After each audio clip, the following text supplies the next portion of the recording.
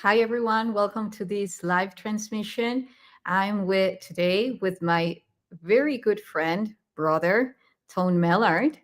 And this is not the first time that we are sharing a screen.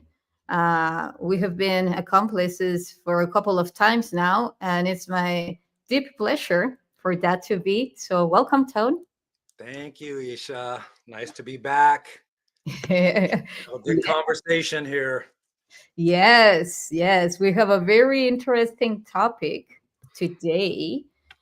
And I'm just writing everyone. And the topic that brings us today together is talking about the survival mode off and the thriving state on, and how this is related to the collective cataclysmic traumas, how to transcend them, and as well as how to be the vortex, because in the end or in the beginning, the choice is within, right, Tone? That's right. Yes, there are many things going on, many forces trying to influence our field, yet it's up to us. It's our choice. So what are we going to do about it, right? So having said this, um, what do you think, Tone, that nowadays is one of the things that brings the most to people being suspended or automatically experiencing the reality in a survival mode? You mean what pulls them into that? Yes, exactly. Well, this realm is actually designed that way. It's designed to pull you into the lower chakras. And part of, what we see with that is the survival aspects. The vast majority are having challenges in that regard. And so a lot of times that pulls you out of the upper chakras into the lower ones.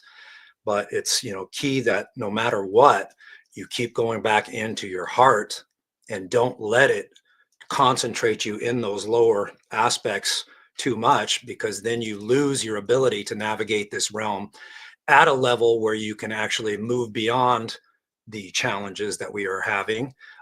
Even like you said, those cataclysmic stuff, a lot of that is deeply embedded in the soul and the DNA. And so part of our work here is we are the bloodline that's supposed to be undoing much of that for the ancestral bloodlines. We're the ones that are the healers. We're the ones that are trying to transcend that.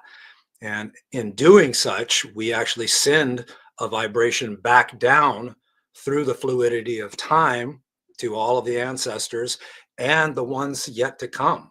And so that's kind of one of the things, is staying in the heart, or at least returning back into the heart, no matter what. Always observe the mind. Just be the observer of the mind, but drop from here into here as often as possible, because the mind also is where a lot of that is created. A lot of these things are designed to pull at the mind. So the more that you can watch the mind and then center, drop your awareness from here to here, that's going to help you get through a lot of these challenges. Yes, I agree. And you mentioned nature.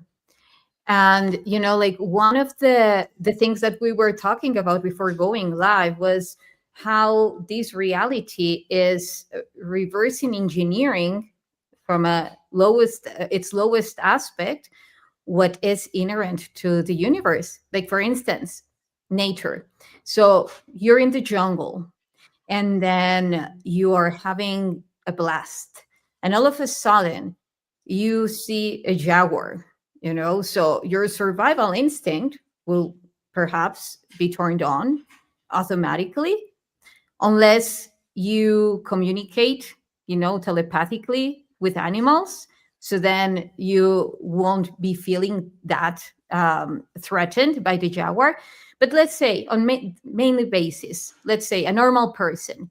Okay, so it's walking by in the jungle. You see a jaguar, and then boom, survival instinct on activated. Okay, so this is once in a lifetime. Well, not once in a lifetime, but every once and then. And once you start to commune with the field, with the jungle, then you start to activate your psychics, your telepathy, your connection to the nature, to the spirit of the jungle, to the spirit of every animal, and so forth. And all of a sudden, you will be naked, or perhaps covered with just a little bit of clothes, and then connecting with all the animals and having also your house there. So what's the difference with this reality?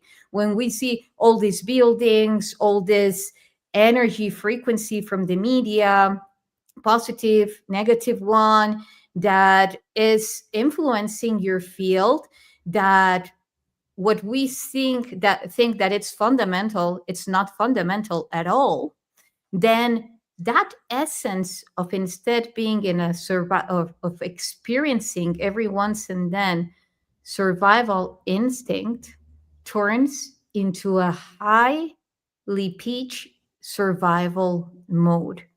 Why? Because this reality to our soul, to our spirit, feels like it's threatening us. Why? Because to some extent it is, through massive distortional frequency waves, through all this simulation, illusion, isolating from our core. So now, what could be a way to actually bringing, as you said, this ancient wisdom to this reality? Of course, the heart, you mentioned it, because then you're going beyond fear. Nevertheless, what would you say to someone that is like the beautiful tribe that is watching us now, or that will be watching this show later? What would you say, how to explain your ego that is feeling that fear, that it's okay, that it's an illusion, that none of this is, and that the highest miracles that you have experienced is when you focus on the essence of everything. And then from that point, you start creating. How would you say this in a very simple way, through techniques, that people can really feel related to?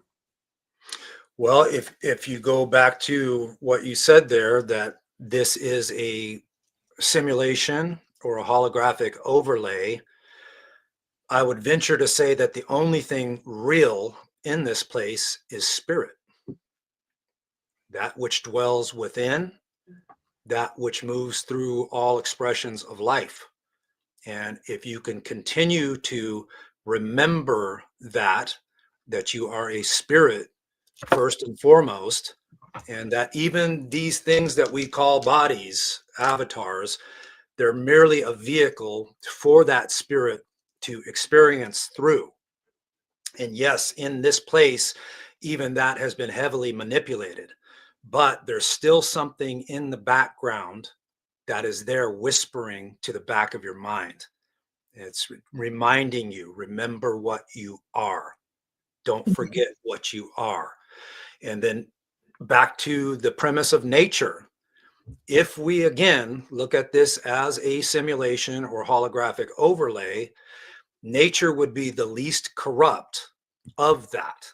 It has the highest concentration of spirit moving through it in all of its various forms of the trees, the animals, the earth itself. And so in that space, it becomes much easier to clear the channel, so to say, because you are now immersed in the same frequency that your true essence is. And so that's one of the things that I always tell people.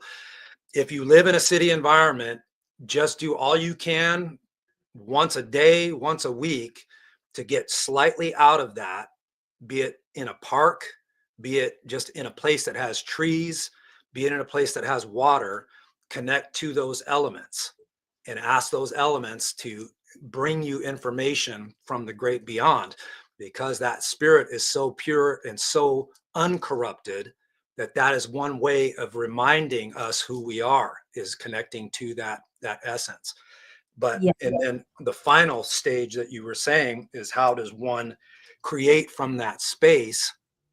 Is you literally ask your spirit, come through me into this place, express through me into this place, use my imagination to create that which has not been created in this space before, and watch what happens. It can be visions, dreams, just quick ideas that come to you.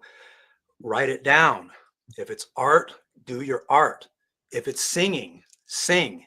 But whatever that is, heed that call. And it's not always a loud call. Sometimes it's very subtle, but that is your soul, your spirit speaking, saying, create, bring that into this place.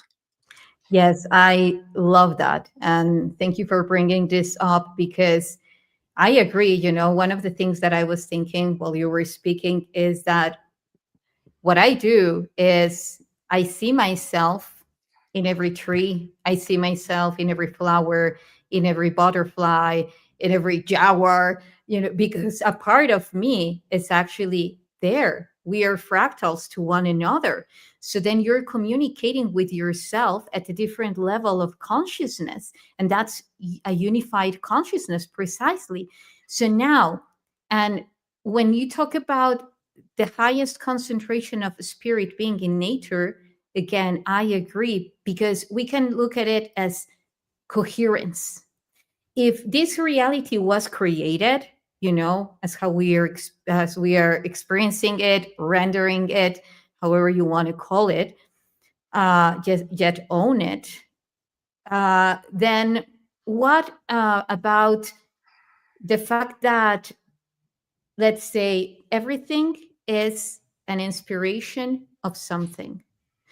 So everything that we're experiencing again in the city is inspired, based on, reversed engineered on the highest truth, on the essence of source.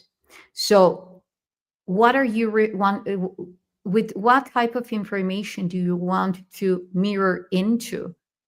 For instance, a simulation or truth, which in this case would be the nature. This is why we're going back to nature. This is why we're starting to create communities again in those places, respecting the nature and not transgressing it, like just cutting trees, without any responsibility, or like how actually these cities were built.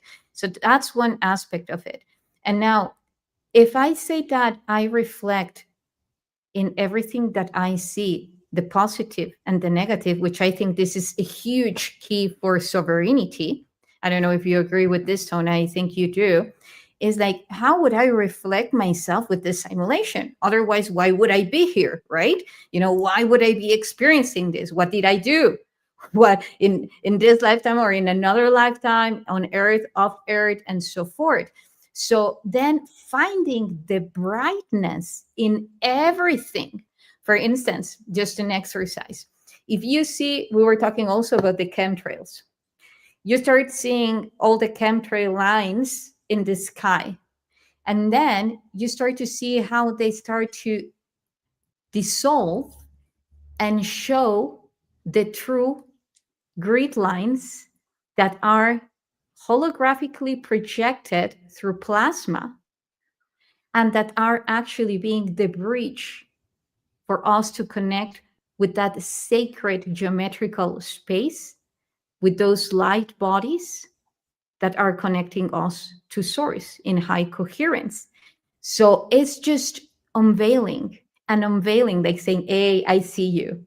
Like for instance, or also a very good example that I always say is, okay, so then what would you say about someone angry that comes yelling at you, and like demanding things from you? And then I say, okay, so I take the disguises to that person, every layer, like the flesh, the bones, everything, and see that person as pure energy. How is that energy trying to influence my field? And mainly, where is it coming from? Because when we see the universe and this reality in terms of energy, it's easier for us to detach emotionally. So, having brought the detachment, how have you accomplished detachment, Tone, in your reality? Well, you just touched on it. It's a neutrality. It's seeing things, and especially like you get hit by something like that. One of the first things I always do is say, observe my mind before I have the reaction. Now, do I always get that right? Absolutely not. Triggers come in, and there's times where the trigger acts faster than you can actually do that. But one of the ways that I've done that is when somebody comes at me with something harsh, I'll usually say, observe my mind. Because most of the time, even the angry reaction is when the mind extrapolates that information and then it starts to spin things. How do I react and put them back in their place? That type of thing. But if you can just observe the mind, what is their behavior? It's an experience. It's not necessarily anything that actually has harmed you, other than in your mind when your mind starts to analyze it. And so if you can watch the mind, a lot of times you can sit back and just go before you respond. And then you can come at it with a response of, it can be something like, hey, I'm sorry that you feel that way. I'm not going to join you in this back and forth angry battle. When you would like to talk in a more civilized manner, then you can hit me up or not. It just depends. Like if you feel like you're threatened by that individual, then you can say, no, you know what? I wish you all the best on your way. I'm going to go on my way, and may peace find you. But it's really just observing the mind for me and looking at things from a neutral standpoint, which nearly all experience is neutral until the mind comes into play and gives it a meaning. Now, obviously, there is things like imminent danger, where your vessel may be like somebody's trying to stab you or something, and then you can act, which goes back to even what you were saying about the jaguar. In a state like that, the instinct kicks in, and that's self-preservatory, and that's perfectly okay. That's like, okay, my intuition has told me I'm in danger of being killed here, so what actions do I need to take? And in that moment, you can act instinctually to get yourself out of that situation. But one thing also that animals are master teachers of in Yes. that is that they will deal with a situation, even a life-threatening one, and almost instantly after, they'll shake that energy off and they return right back to their base settings. So that's one thing. Like, dogs and cats, even the Yes. domesticated animals, they're always in the present moment. So a cat can have a fight and just be torn to shreds, and it comes back inside. kind of shakes itself off, purrs a little bit, and it's almost like it doesn't even remember that happening because it's back into the now. So yeah, Mm. that's two of the things is constantly recentering into the present moment and then observing the mind and approaching from a neutral standpoint. Oh, that's awesome, because this is actually, like, yeah, so many things to comment about on this. But anyway, so when you're talking about presence, I fully agree. Even before, I was thinking, you're walking and having this beautiful connection with the nature, and having all these like very harmonic thoughts, and all of a sudden that happens, that mad person or something, or like you're about to cross the street, and for no reason you're being cautious, but the person start passes and horning, and like any type of situation, or someone having a quarrel in front, or the news or something that try to bring you out of that presence. You think, well, most people think, we get to think at some point, oh, I was here and the reality wanted to bring me here, to presence. How I see it is the other way around. We're actually trying to bring that reality here, and as we are trying to bring that reality here through presence, then there are this type of, let's say, vortexes of distortion that are generated so that you can enter into a whole loop of thoughts. Why this happened? What was I think? Well, what was I think it is? It's actually accurate. But for instance, why this happened? Do I know this person? Was it reflecting a person of my family? Bam, bam, bam, bam, bam, bam, bam. Does it represent someone for my unconscious mind?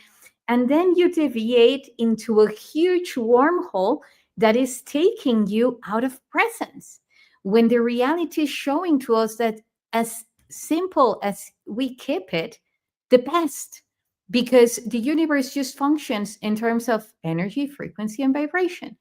Yes, it's important to get to the core and do all that inner work. I agree.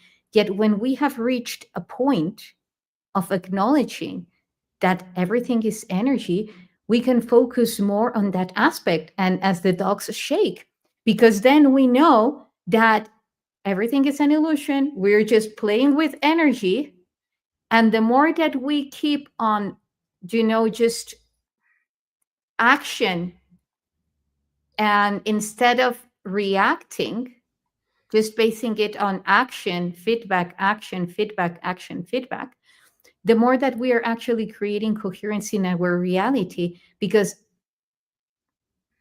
if we synthesize this is what it comes all about, right, Tone? Creating harmony in our reality. And when we are deep into wormholes of our unconscious mind, in terms of what did I do, who what do I deserve, and living from the past or from the future in a linear form, then we're everything but presence. And harmony comes from presence. Yeah, most of the power that we willed will always be in the present moment because that's really all that actually truly exists. Even the past and the future, quote unquote, what is that? It's memory or imagination of what may come. But even that occurs now. So there is no other time other than that. But we spend, like you said, the mind goes off on its little side routes and will pull you down levels of unconsciousness there. But if we can continue to center into the moment, and I've actually said this out loud, there is no past, there is no future, there is only this moment here and now. What am I aware of now?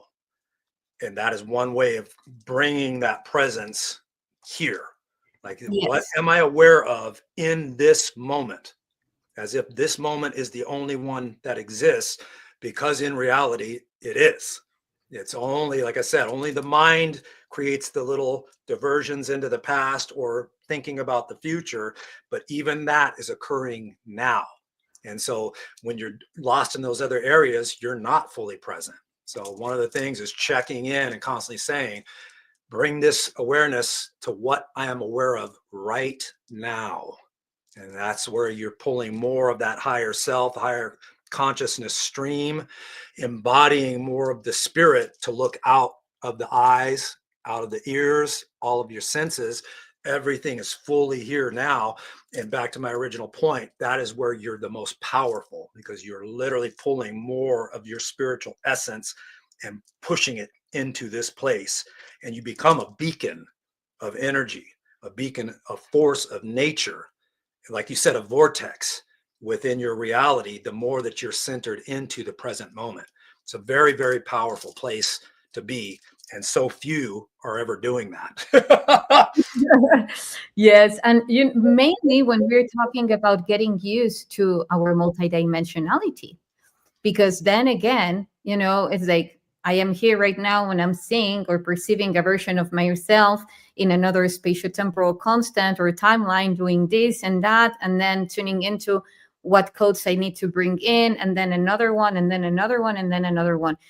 Yet for me, the difference is that when you do it from your axis as something inherent, as a memory just playing back and forward, then you won't be attached to it.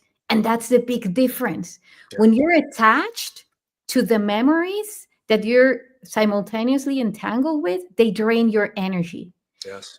Yet when you receive it, and yes, okay, saying, okay, so whatever I need to do about that timeline, I will be doing it as I continue embodying right here, right now, or, rendering in a continuum where that reality and this one are both benefited. Why? Because I'm coming from the highest the most evolved version of myself right here, right now.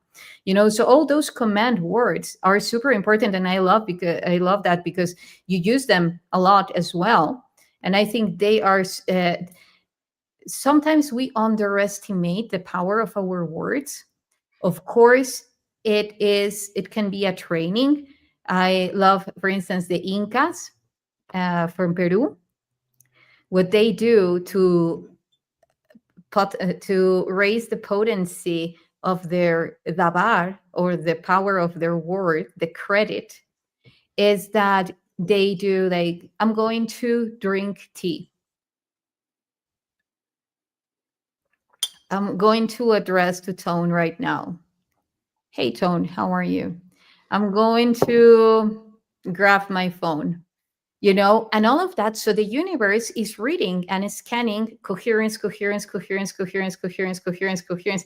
Even if there are things that that it's easy that you will be doing right now. And that's the part where they say that there is people that use those type of that type of magic to trick reality, because it's a way actually to shape it, to manipulate it in a good way. So yeah, about that. So yeah, if you got any one of you want to practice this, I truly suggest it, because you will see it's one of the ways that you see how simple the universe is. Sometimes we make it so complex, and the universe is just back and forward, back and forward, back and forward, back and forward. But again, it's comprehensible because there are so many layers, as Tone was saying. Again, before going live, I would love for you to share a little bit about that, Tone, the veil that they are trying to put another layer to the hologram, to the simulation. Well, we are in a crescendo phase of a very ancient spiritual multidimensional battle. And that battle is trying to create different levels of consciousness or consciousness awareness. And the current one we see is the push towards technology, infiltrating everything with micro tech, nanotech, nano robotics, the artificial AI constructs, and even the chemtrails. What are they dropping in the smart dust? That is a form of nanotechnology. And to what end? Obviously, it's got a lot of different purposes, but one of the things that they're doing is infiltrating every living organism with nanotechnology and AI computerized nanoparticles. And the whole key behind that is to eventually hook everything up to the cloud, where the cloud does a lot of the downloading for the person. But to your point of what we were talking about, if this is a hologram, basically you can think of a hologram as you're born into a body wearing a set of VR goggles. And basically whatever the system programs into you is what you're perceiving out of those goggles. Well, what they're trying to do here is add another film across the lens of those goggles to make it more distorted so that you see less of the extended reality, so that you're not seeing with your intuitive eyes, your third eye, and your discernment. And so it's up to us to counteract that by constantly saying, I do not consent to that, even on the stuff that's inside of you. You're that powerful as a spirit that a lot of your commands can override that.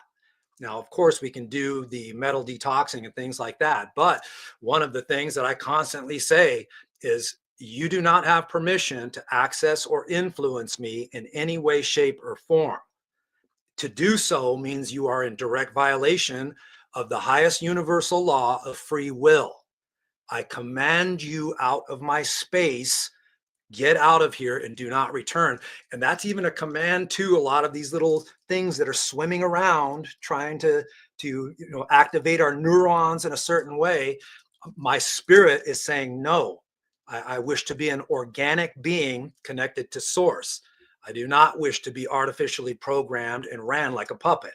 But yeah, to the point of the layer over the eyes, really connecting to your third eye, again, to the heart. That is your override system. If you feel like there's something that has entered your mind, you get hit with an emotional wave of, say, depression. A lot of times that is this artificial force on an energetic level breaching your energy field. And then the aforementioned that I just said applies to that as well. It's like, wait a minute, does this belong to me, or is this coming from this force? And so then you can say, anything not belonging to me, I command out of my energy field, get that off of me. And you can actually ask your higher self to do that, your higher consciousness. Hey, whatever that is trying to infiltrate me, clear it off my energy field and remove it. And so those are ways of kind of taking that extra little lens and peeling it off so that you can at least see a little bit more through the VR goggles. And then eventually we're going to rip those goggles off all the way where we see everything. Yeah, exactly. So watch out. You know who. Watch out. Yeah. Yeah, I was the fact that we are vortexes, that when we do these type of commands, it's like you said it, rewriting our encoding. Because then again, we're bringing in, you see it in a lot of ancient artifacts, alien and non-alien, the power of the bread of life. It's always shown as something highly sacred, because that also brings us to present. It's the power of sound, the power of the plasma coming through our breath at a different scale. So, and that's how we get to create. Even in the books of Genesis, everything began through word, and so it's done. So we are intertwined holographically, energetically, etherically, from words to our own multidimensional vessel. For every command that we are giving, we are igniting as an interstellar system different coordinates in our multidimensional body, that it's bringing coherence. The more that you give those commands as if it's already done, and being grateful for the fact that it's already done, not because you're just putting that intention, yet because that is in a very specific spatiotemporal constant timeline that is simultaneously existing, you are that which you're asking for or giving the command to be. You Yes. know, so you're just tuning into those codes and igniting them with you. And of course, for instance, if you do this in the nature with that high level of coherence, which is, as I was saying in the beginning, is the essential, it's the natural expression of source, is the essential expression of source through those vortexes that are working with one another in such harmonics. Of course, it will be easier to integrate it in you than instead of, you know, you just being a unit in a whole, like in the big apple, you know. Perhaps it will be different, yes, for sure. The thing is that if you go to nature and if you acknowledge yourself as the tree, as the plant, and start practicing on that and feeling the codes that each tree has, and feeling the mimicry through your mirror neurons, how you are being that very same frequency, and store it, anchor it in your memory for the time that when you are back home or at your house, you activate those memories and you feel that very same vortex and open and create that field. Because remember, it's all an illusion. The fact that you are in an apartment and in all of that, that's just that, those are just algorithms, binary codes. You can actually extend as a neuronal network the branches of the trees coming right all the way to you. The key is the heart vortex, which brings me to, you were talking about the memories, you know, and I know that the most important memories are the ones stored in the heart. So it's very important for us to activate it, and also bringing our heart to its true north, to its true north, not facing more to the feminine aspect, energetically realigning our heart to the true north, as many kids are being born now with their centered heart. Impeccable. So, tell me, what do you think, speaking of the heart, in terms of ancient wisdom regarding to the tribes? We were talking about, like, briefly about prophecies and so forth. What do you think that the role of the heart, besides being the main role, like the leading role in this plot, what do you think is one of the main missions that the heart has? Well, it's in the unification of spirit, because if we see ourselves as a spirit, where's the highest concentration of that? Here. It's not here, it's here. That's where the spirit literally is centered, is right here. And that same type of center exists in every life form.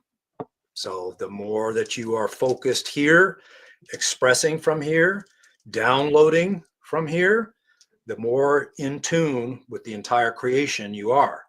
So to me, the heart is a central key. And like you said, it actually has far, far more memories than mind does. It's a much more ancient, and there are science that is coming to that conclusion, that the heart has its own intelligence beyond just a pump, a plasma pump. It's got an intelligence center. It's got its own neurons, and it has ancient codes and memories, because the spirit is literally sitting there. And so if we think about, okay, I'm a spirit, where am I centered? Anytime you rest here, you're really, really centered. And if you're acting from here out, you're in right mind, both minds, because you're acting from the mind that doesn't divide. It doesn't do all the egoic overthinking. It's literally operating spirit to spirit in all that it engages. So yeah, to me, that it's a key integral point. And back to the ancestors, they knew that beyond a shadow of a doubt, even to the point where you were talking about language. At one point, we did not speak like Mhm. this. There, we spoke mind to mind, but heart to heart, because even in the heart to heart, here we have telepathy, symbology, going back and forth. Here is empathy, where your essence is known. You don't have to go through symbology. It's literally, I know your essence as a soul, as a spirit. All is known here that fast. And so, yes, the heart is the key. It's a return back to where we once were, what the ancestors once knew before all the distortion came in and took them out of that. So in essence, we're doing a 180, coming full circle back to that, but with a little bit more knowledge on the tech end of things, so that hopefully we don't arrive at an Atlantean type of scenario again. And so that's the one thing, we're going to try to redo that the right way and not fall so far into tech only that we forget the spirit which created it to begin with. Yes, I couldn't agree more. I tend to say that the deeper that I go into ancient alien artifacts or ET technology, the more that they show to me that the way to sustain any type of reality, thus technology, is the heart. Yes. If you want to understand, comprehend how the quantum field works, how the holographic field works, how the universe, space memory network, and so forth, go here. Because here it's already the knowingness of it. Here as well, but as you said, for me, it's the result of, let's say, celestial vault. Okay. So here we have the power source, the arc. And then here is the one that is going to shake all the corruption that has been placed on inorganic neural or neuronal pathways by projecting them holographically and us tuning into them enough time to make it ours. So this is, for instance, based on what what Mina at Light is saying. Imagine taking control of the towers and nano and sending out healing programs and healing frequency.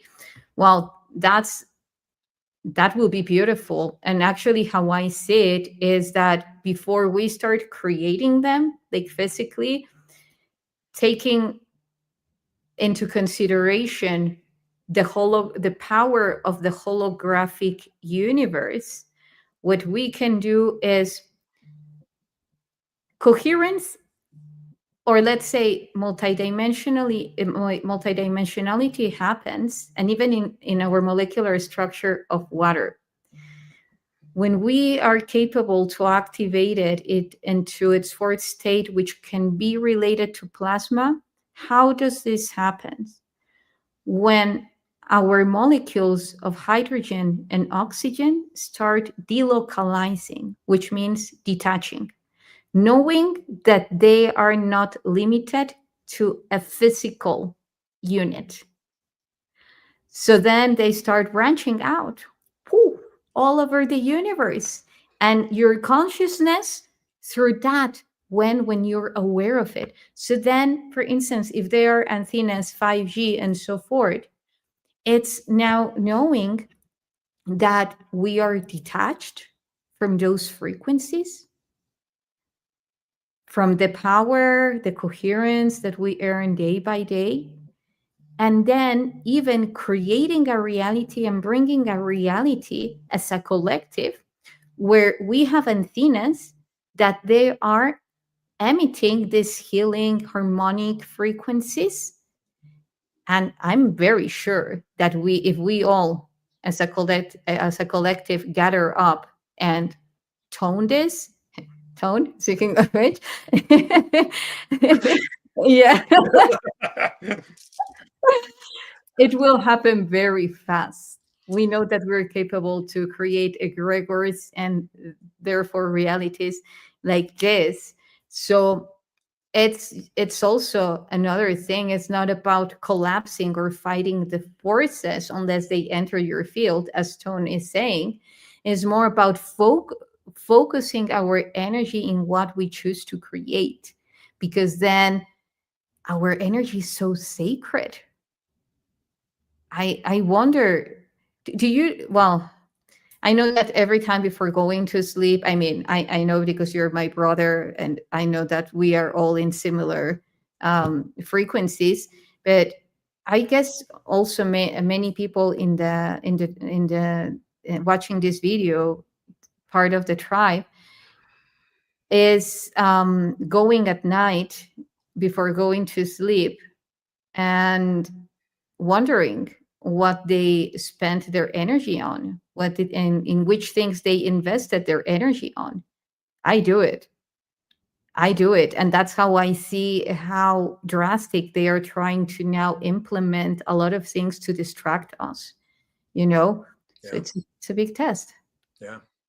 Well, yeah, even dream time, they're constantly trying to screw with that. And so, again, you can do affirmations as you're drifting off.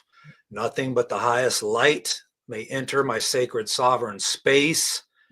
Higher self, keep me safe, keep me on my highest timeline, even during dream time astral experiences. Surround me with your protection. Do not allow any of the lower level forces, energies, influences in my sacred sovereign space. And keep me on my highest timeline during that experience. And let me remember upon awakening those experiences so that I can bring that into this reality. And so, again, it's a command of language. And, back to even what you were talking about, the importance of language in this modern time, it has been hijacked just like everything else. Why do we call it spelling? It's a type of spell work that they have hijacked the original purpose, what it should have been, the potentiality of that. But even that we can override. And by carefully choosing the words that we speak, what is the saying, abracadabra in magic mean? As I speak, so I create. And so it's literally telling you the vibration of your voice coupled with the command of language creates your reality. And so affirmations are one way of directly overriding the manipulations, the distortions, by commanding my space. I am the commander of my space. Nothing is allowed in my space that I do not allow. And in that space, I'm infinite. In that space, I am infinitely creative. And nothing has the permission to override that signal. And so the more that you command that, even verbally, with the vibration and your imagination and the fire of your spirit, you are literally retaking the helm and steering the ship the way that you want it to go now. So all of these infiltrations, they can come, but it's like they bounce off of you because you're literally saying, no, you are not allowed in my space. I command this space. You get no further than here. And from that point on, you're getting cooked if you even try to get in my space. Yes, yes. Wow. I love the way that you name it, that you command it. And I do it every day. It's like a prayer. There Yep. are different ways to say it, but for me, there are very important wisdom from old teachings Yes. that allows us to remember the importance in something. And another thing that I wanted to touch upon is, because we're talking about all these levels of distortion and so forth. So, and we opened the topic with the survival mode. So there is this huge trauma, collectively speaking, based on death, of course, being the core of it, but death by a cataclysm. A cataclysm happening, because that has happened many times. You just mentioned Atlantis. Yeah. So there is this huge program, a huge imprint in the collective, as how I see it, in the holographic vessel, that unfortunately continues to nourish automatically through the program of the simulation that was anchored in, like, through the 12, um, some people call it the triangles of death.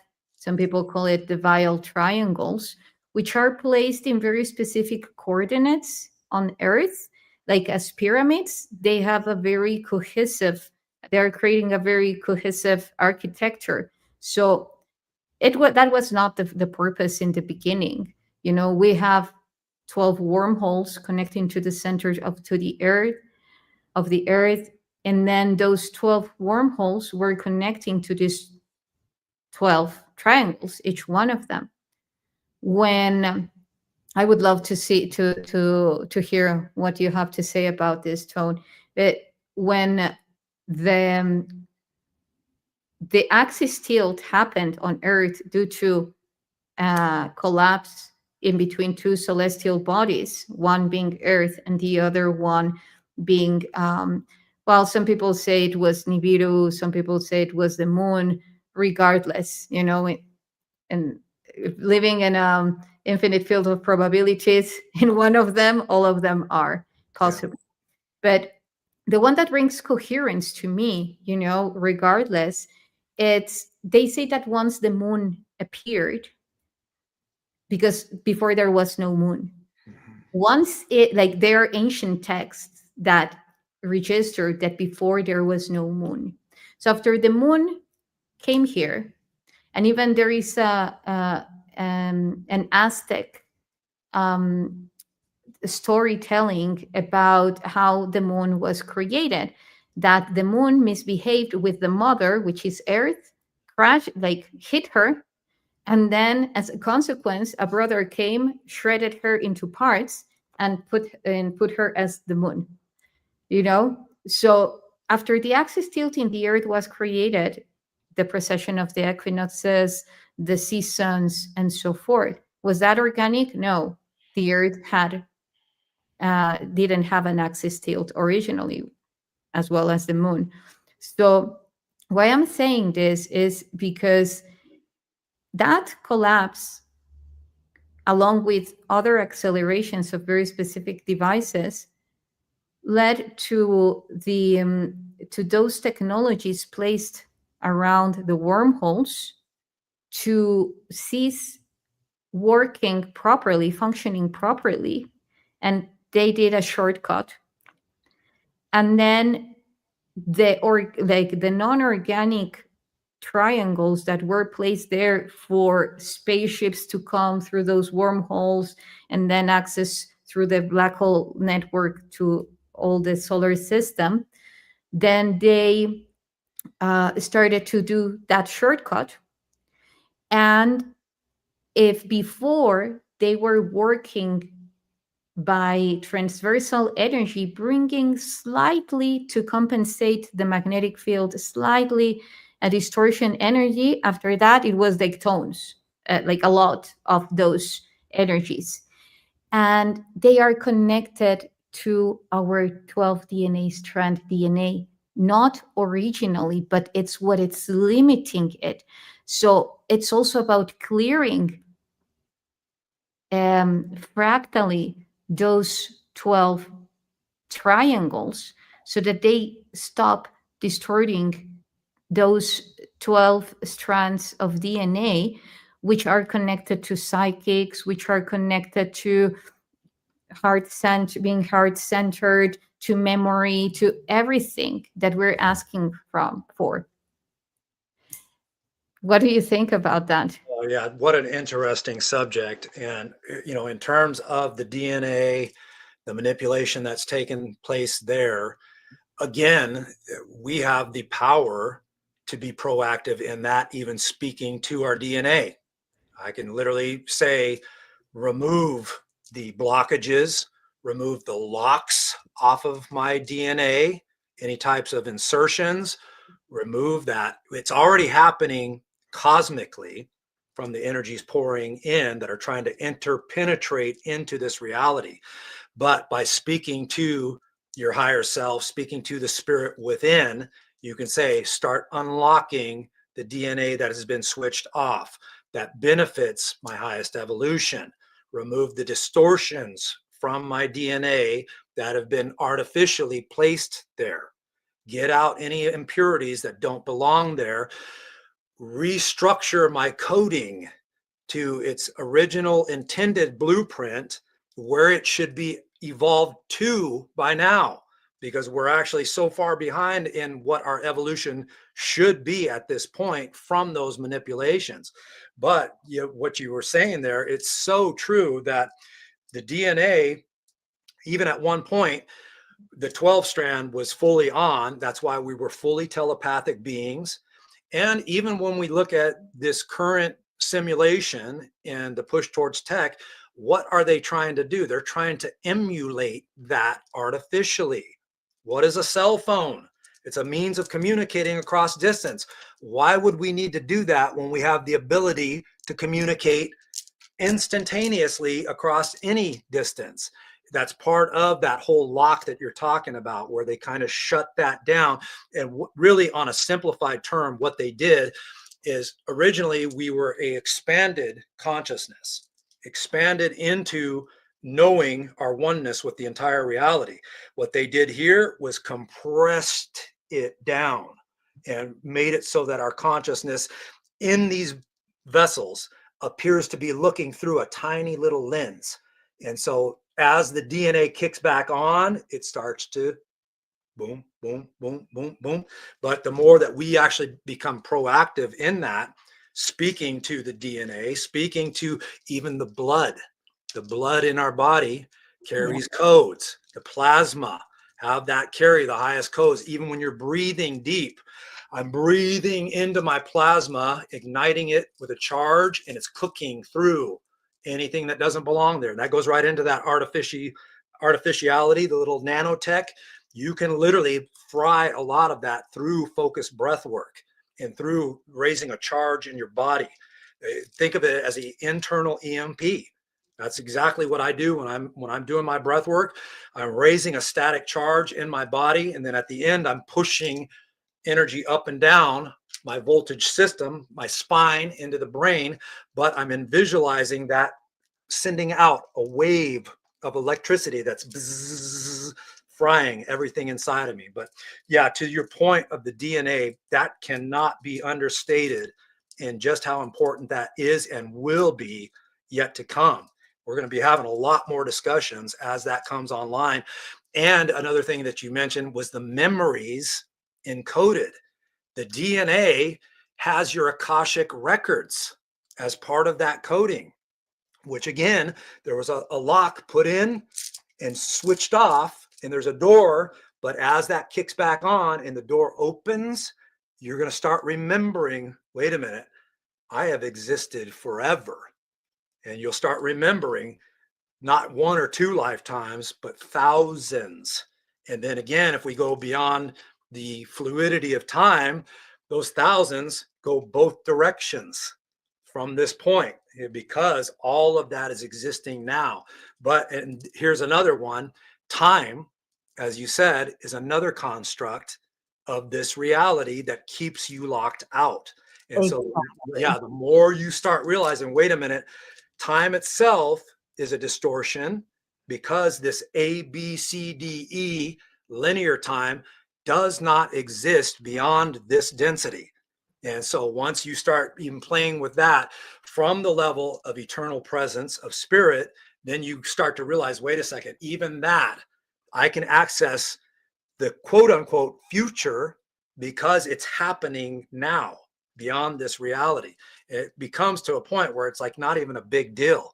The things that we call psychic phenomena, it's just our consciousness in the non-local field Exactly. accessing information that's always right there. And so that it's such a fascinating, we could go for hours on that subject. I know, I know. It makes me feel so passionate about it. You know, it's there you go. Yeah, you know, it's like when you're talking about the DNA, it came to me the dormant genes. You know, all the dormant genes, which is the junk DNA. Let's say, just to go a little bit more specific, because again, also as Tone said, this goes at many levels. You know, like for instance, the DNA is not only connected, the dormant DNA is not only connected with the distortion of the 12 wormholes. It's connected to many things because again, we have the code 12. So we live in a holofractal universe. So everything is repeated in sequence at different scales. Yet, when it comes to these 12 wormholes, I was tuning into, and even the black sun, that famous black sun, has 12 rays. So even we see how those 12 rays are distorted. So it's also, that's why the Nazis were looking inner Earth to connect to the black hole at the center of the Earth that will give them the power to connect through those 12 wormholes that is also connected to the 12 grid system at a planetary level, interplanetary level, because every planet has an inner sun, as us, as every proton, as every, you know, so they were connected, every planet, through the black hole network.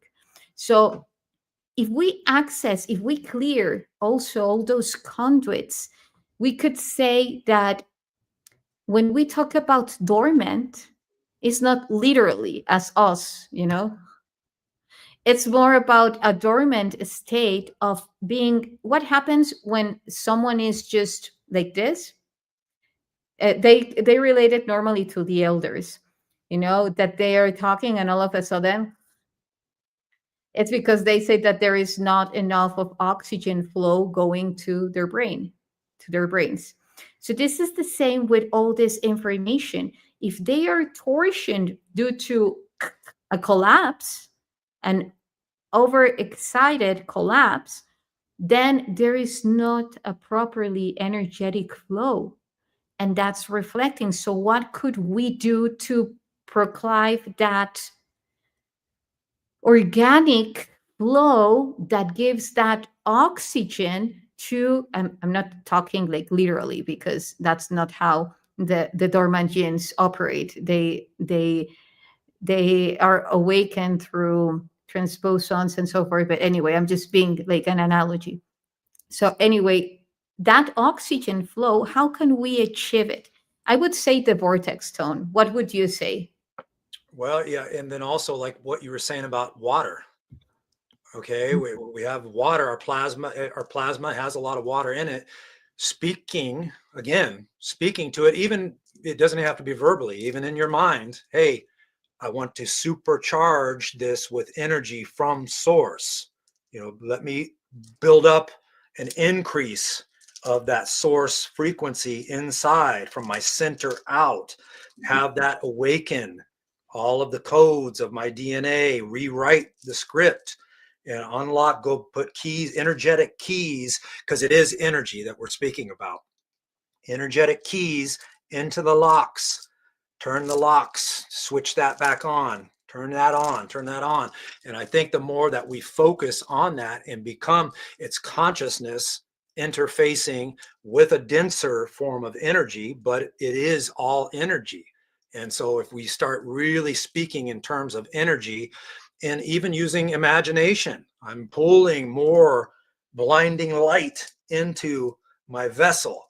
I'm flooding my vessel with that source frequency. Let that switch on everything inside of me. Let my spirit ignite from within.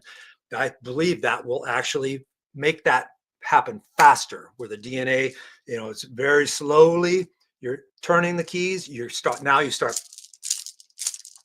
like unlocking. So that's my way of looking at it, is through energy, speaking in energy, seeing through energy, commanding the energy, drawing more of that energy from source inside. And even that is kind of a misnomer, because we know that all around us is also us. So, but it's literally like saying I'm pulling more of my essence in to this concentrated thing I call an avatar, from all around that 0 point field. Let me pull as much of that energy and focalize it here, and then let it stream from that center out and go into those locks, unlock, unlock, unlock. Ábrete sésamo. It's in Spanish. Open sesame. Yeah, perfect. Yeah. Yes.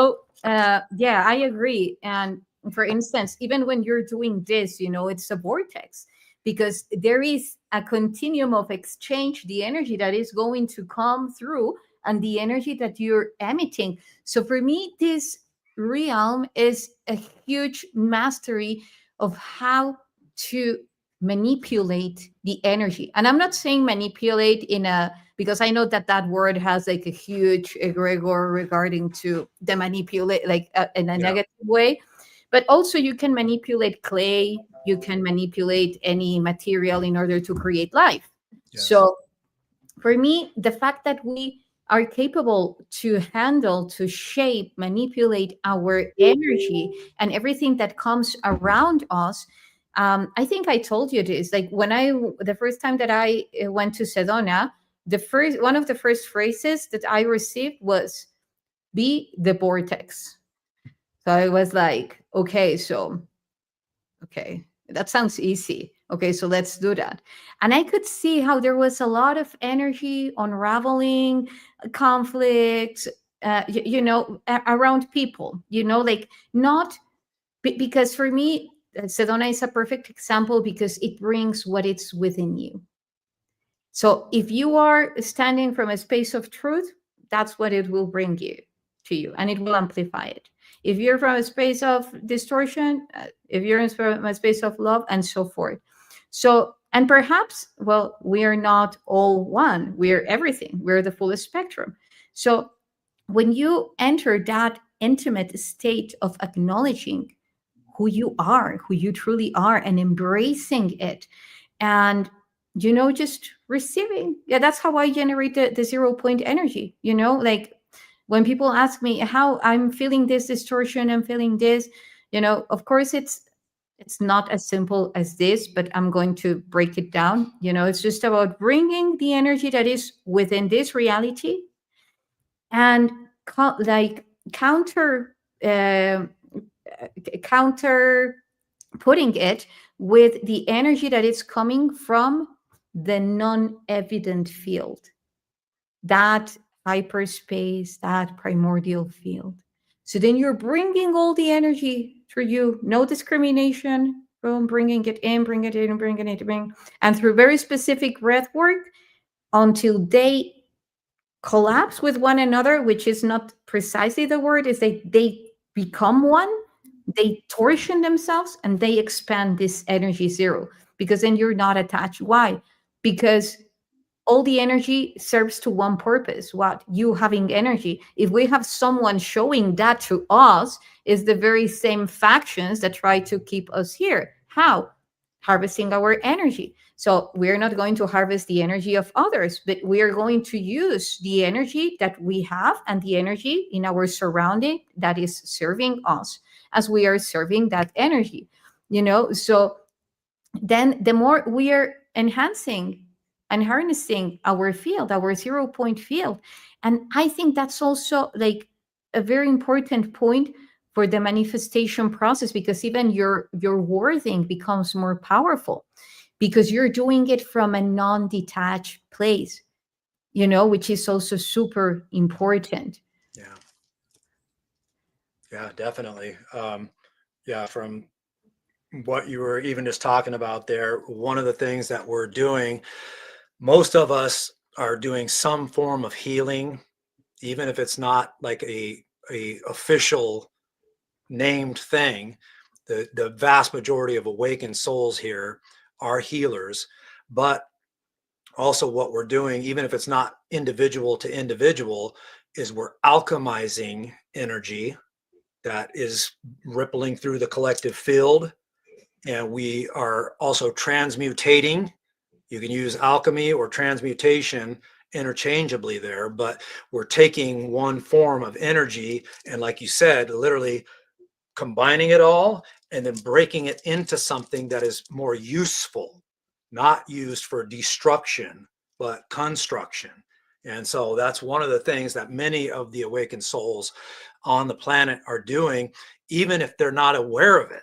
If you hold a very high frequency, that's one of the reasons that a lot of people feel exhausted, is you're actually, everywhere you go, you are an anchor of the higher frequencies, but you're also transmutating to a degree. You're absorbing the energy from the collective field and then transmutating that on an energetic level, which requires a lot of energy.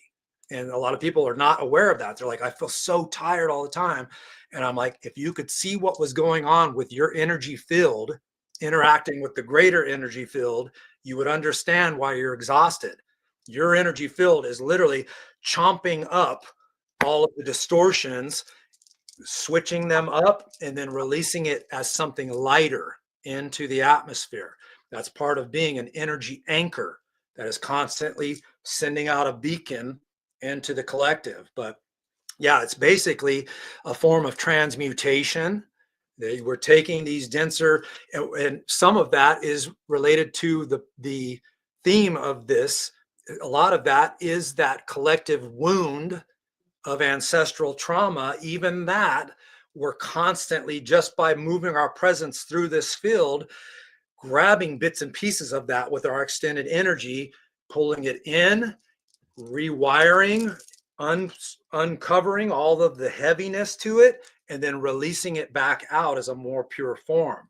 So we are like the ultimate alchemizers, the ultimate transmutators of this reality.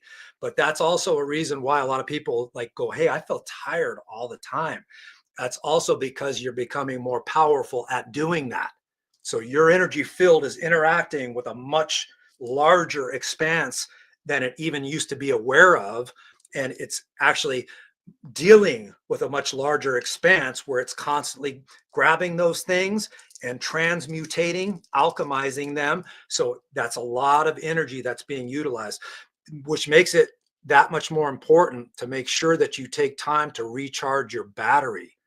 Get into nature and ask even Mother Earth, ask the trees, ask the more pure forms, hey, can you bring me some very pure energy? Can you clear my energy field? Because some of that dross does get stuck on your field. We don't just transmutate all of it all the time.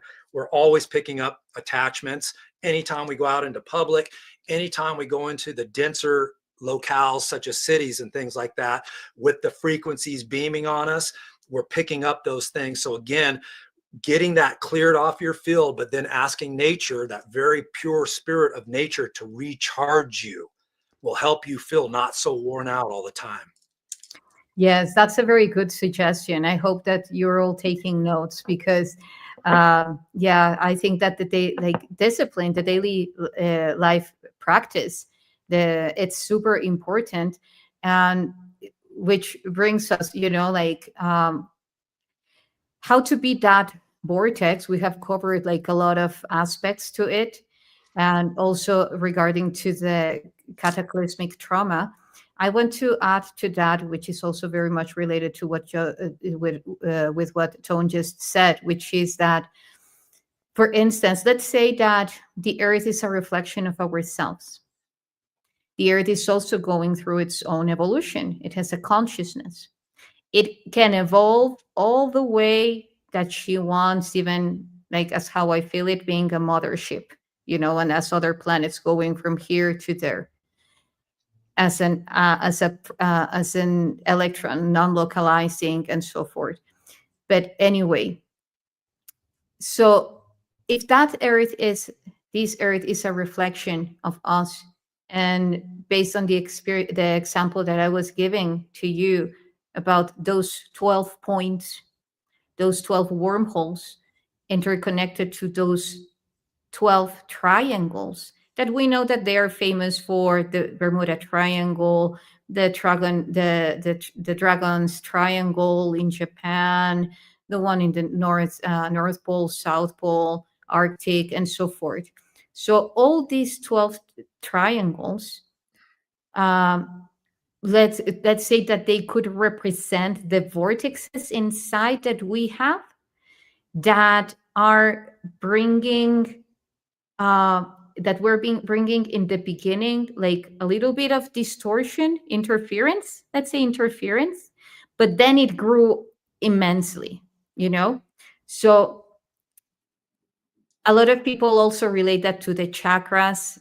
I could go more complex to it because it's even in ancient one of the books, the ancient alien books that I have, because it shows it there, the triangles everywhere. But anyway, and even in the shape of this vial triangles. So anyway, imagine that these wormholes are the strands of your DNA, and they can bring in your highest nature, your most divine nature of ourselves, of yourself. Yet they have been not capped, yet a little bit locked down due to these interferences that are bringing through other type of energies, like archonic, like and any type of energy. So then how to actually do something about it? So in the beginning, one of the highest teachings, and that more than teachings, memories that I have had and that I'm very grateful for, is that the highest form of mastery is the transcendence of that which you reject, and merging as one with that which you love from yourself, and creating that different outcome, as you were saying, like that, reaching that 0 point field and redirecting it elsewhere. How can that be so easy if we are talking about topics of oppression, of enslavement, of it touches the emotional body, of course it does.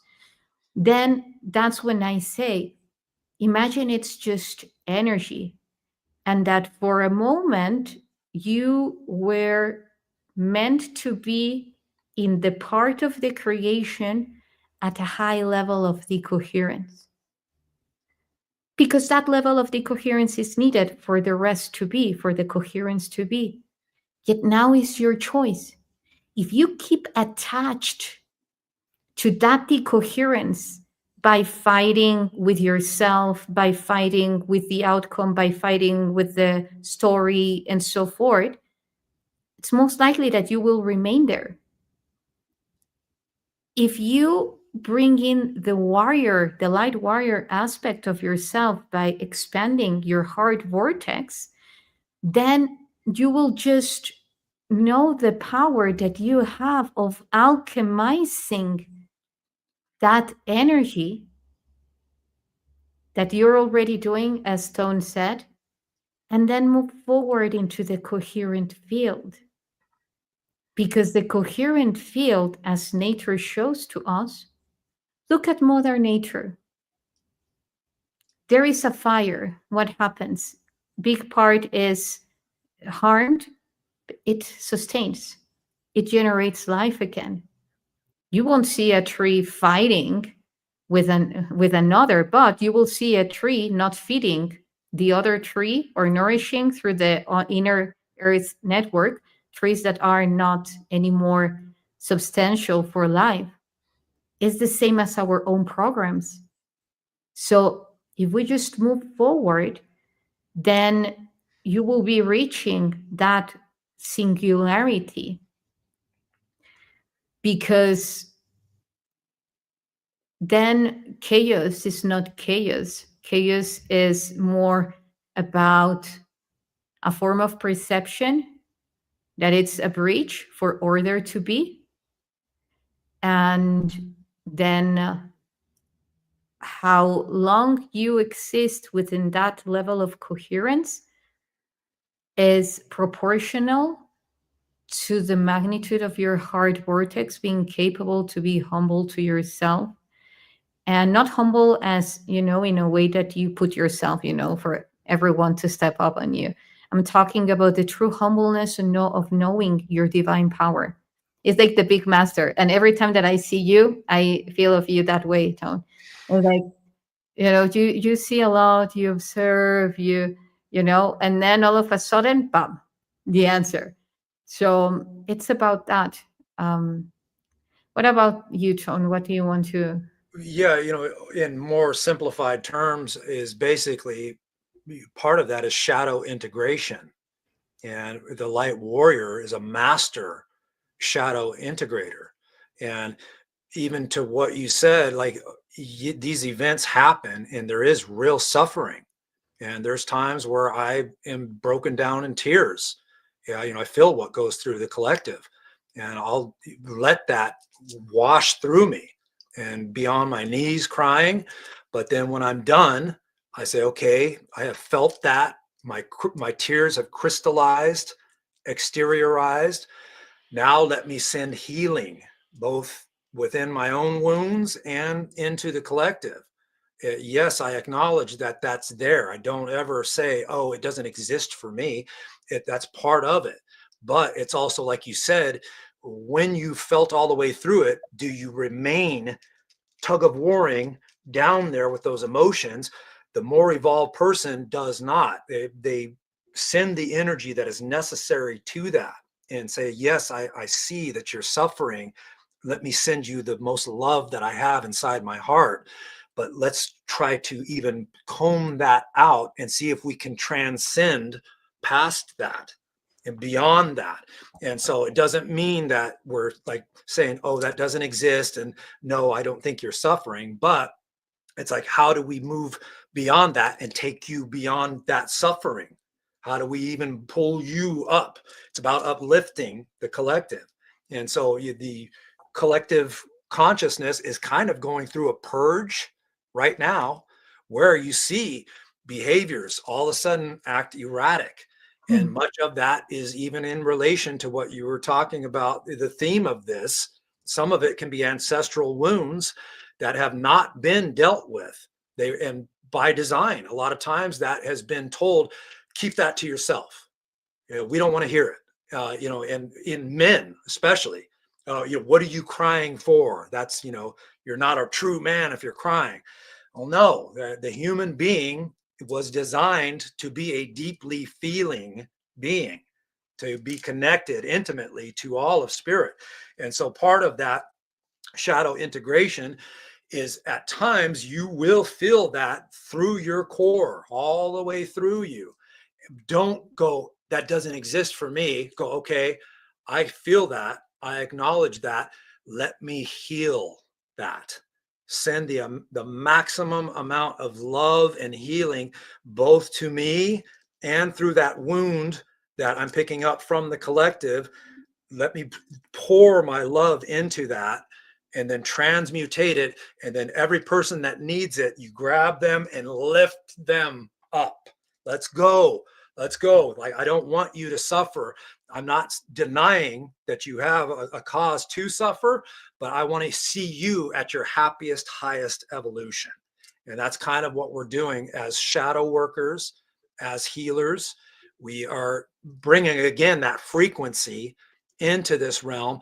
One of the reasons being is we're one of the souls tough enough to do it. We're so ancient, and most of us ancient souls have been through the absolute gamut, not just in this place, but in many other places.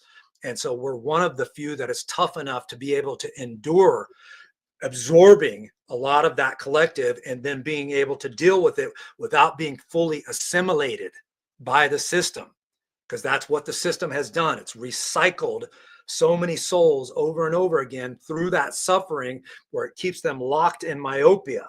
And then a lot of times they go right back on the reincarnational wheel, not having been able to release those wounds that tend to be multi-incarnational wounds. So that's one of the things that we're also here for, is because we have the awareness of that. This is coming from pre-Atlantean. This is coming from 15,000 years ago, and then like even in the fall of Atlantis, it was severely traumatic, emotionally, spiritually. A lot of people will argue that's where the distortion began. I think it was even before that, but that was a major another influence that came in and distorted our spiritual awareness, our spiritual connection to the Creator, and compromised the consciousness, where it got compressed and we kind of lost the remembrance of what we are. But again, even in that, what you were talking about there, is when you feel those feelings and you feel the collective, and then you work on the transmutational aspects, returning to spirit is almost like coming into the backdrop behind it all and just observing in a very still place. Yes, I see that pain there. I'm here. I'm back here observing it. How do I affect? I'm going to send love to that. I'm going to send comfort to that. But I am always, my base state is here in the background, where I'm not stuck in the middle of that right there. I'm always back here from that point of that 0 point field, from the point of soul, spirit, connected to the Creator. That's where the maximum power. And then from time to time, when needed, as we discussed earlier, I draw it here. I'll pull it here and into this reality. But the base state, if you can always return back here as the observer, nothing will affect you or pull you or assimilate you into this reality.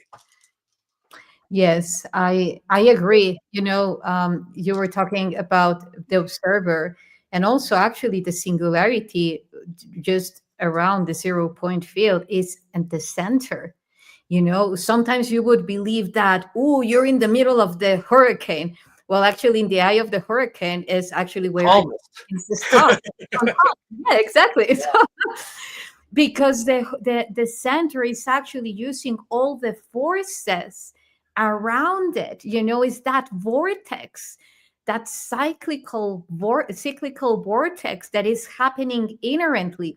This is something very important, as well as emotions. The thing is that we are not emotions. We experience or render emotions. We are not emotions. Emotions is energy in motion. So detaching from that aspect, for instance, cell memories. You died because someone came at your back and stabbed you while you were a priestess in Atlantis, and then the fall happened. Tell that to the soul. The soul will go through like heavy sensations. Yet then again, I think that the attachment that with which we were educated based on the matter, you are this, you are finite, is what has made it so deep, the cell memories. Because again, that's the ones that are the deepest, right? Like many therapies. Okay, so you go through the memories of the soul, the astral charts, bam bam bam bam, soul charts, and so forth, and you still feeling it. then you go to someone that will shake you in the part that you had experienced, move the fascia, and then you will say, oh, wow, that was deep, because that is the lowest frequency expression of ourselves, which is the matter. That's not bad, it's just what it is. Yeah. So then when we, for instance, say that those experiences, those versions of yourself that you beautifully said, how you honor them and help, I think that the best way to actually promote a shift in the world is through embodiment, through our example. That's the most powerful way that in which we can impact reality and inspire others. And this is that's on one side. And empathy, it's super important, super important, is what brings us what we could say from cognitive way of relating it to our psionics, the mirror, our mirror neurons. Yet the key is, what are we empathic with? If you're going to be empathic with recessive programs that are going to keep you bringing down because you keep putting your power outside because you think something is more powerful than you, then that's the reality that you're creating. If you generate empathy with the ones that, as Tone said, that they are trying to thrive, and for any reason they are still being anchored, okay, so then, I give you my hand, let's go, but even that, empathy can go both ways. Everything, water, this is why it's so powerful. You also mentioned it. It's so powerful that this is why they keep on playing frequencies that know that they will construct and limit our physical vessel into just a finite frame of reality instead of expanding it through terahertz, gamma waves, like even the solar plasma. If we're not aware of it, boom, it tumbles you down. If you're aware of it, then you nourish from it, and then you even use it to alchemize more things, put more fire on the. You Yes. can breathe that in and literally ask the sun, hey, send me your highest codes. I'm pulling that in as I breathe, and through the eyes as well, sun gazing. I'm downloading those codes into these eyes to hit this eye, the third one. But why don't we close Yeah, on you read my mind. Nice. Good job. telepathy? There's that telepathy. Okay. So, how to navigate what we're currently dealing with in the most powerful, cohesive, coherent way. One of the things that we agree on is creating, to be creative, to use your creativity, use your imagination, channel as much of your spirit, which is infinite, into this place through your creativity. And it doesn't matter what that is. It doesn't matter if other people don't even feel it's important. What stirs you the most? What makes you feel the most alive? Channel that into this place. There was something that you were born with, something that you are able to do that no one else around you can do. Ask what that is. What is my purpose? What are my gifts? Find the things that make you the most excited and then lean all the way into that. And again, it doesn't matter if it's important to anyone else. What makes you come most fully alive? What brings your heart joy? That is one of the biggest things for overriding a lot of the weird stuff that we go through, is to really, really communicate with your spirit, have your spirit communicate through you as a channel, have that manifest into this reality and create, because creativity is the soul on fire. Creativity is the spirit manifesting into this reality. So really lean into your creativity, number one. Number two is back to the original premise. Nature is going to be a key. The more that they bombard with the artificiality, get into the medium that is the least corrupted of that, that has the most pure spirit in that. That is nature far and away. So the more that you bring your spirit into that larger spirit, that is going to be like a cleanse for your soul, a cleanse for your mind, a cleanse for your energy field. So really lean into your creative capacity and embrace that capacity, and then get into nature as often as possible to use that as a means of clearing your soul and giving your soul a quote unquote massage. It's the way to massage. YssaH, take it away. That was beautiful, Tom. Thank you. Okay, so yes, I agree. If we ask ourselves what is a memory and how traumas are so anchored into our mind or into our body, um, information can be rewritten, as Tone was saying, through a more powerful memory. The feline beings wish to have a word I can hear. I know.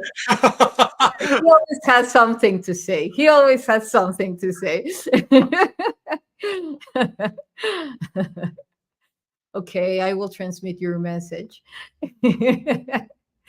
But anyway, so if we choose, if you had something very difficult that you went through in your life, and for instance, all these traumatic experiences, soul experiences, cataclysmic ones, then we need to create other ones that are more powerful, that will immediately weaken the other one and make you forget about it.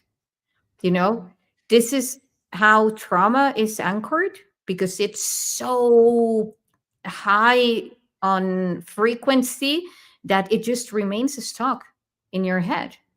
So you have to speak the same language in order to bring it to forget it and to put another memory in it.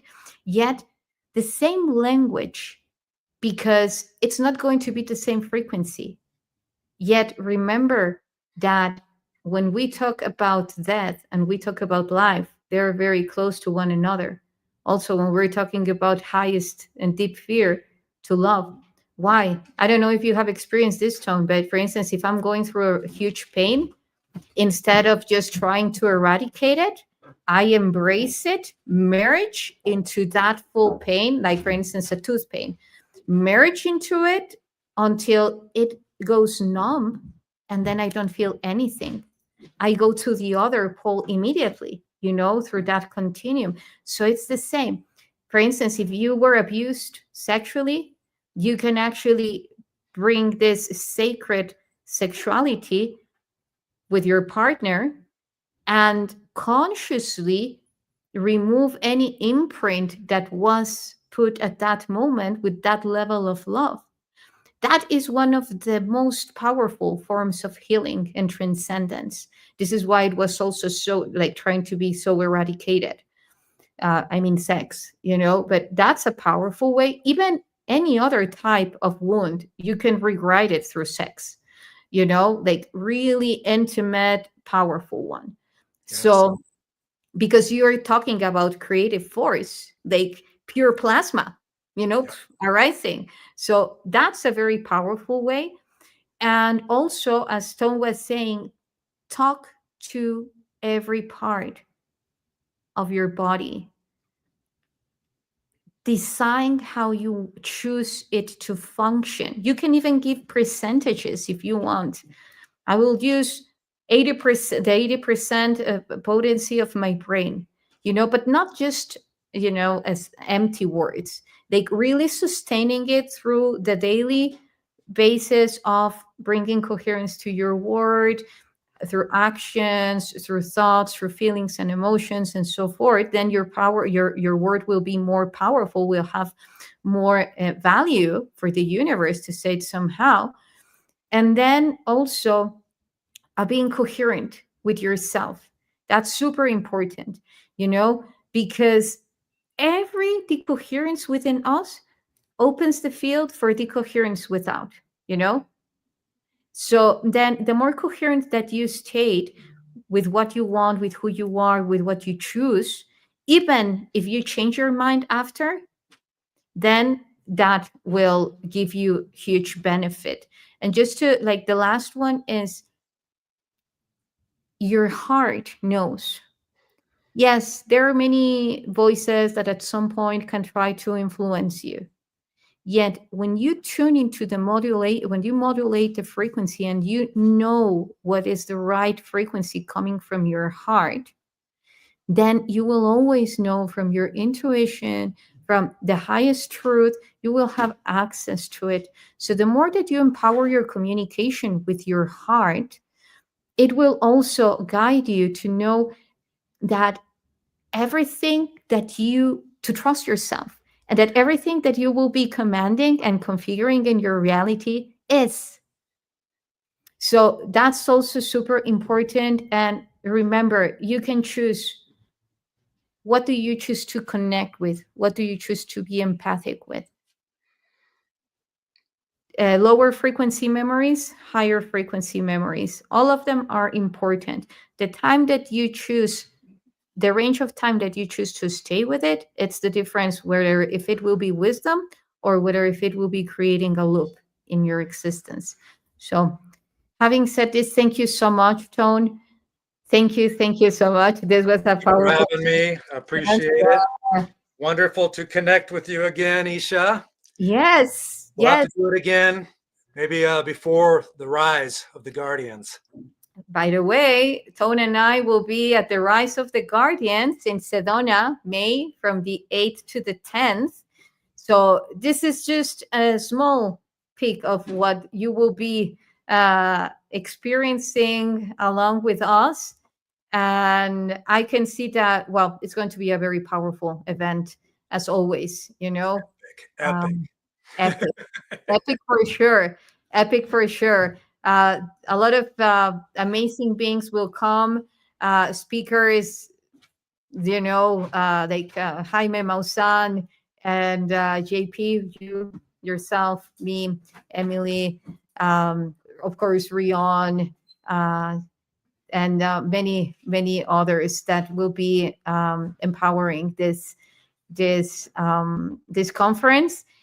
Yet you are so important, and by you mean all of you tribe. You are all so important, because then again, due to you is that we are expanding this. So we welcome you, we wait for you there.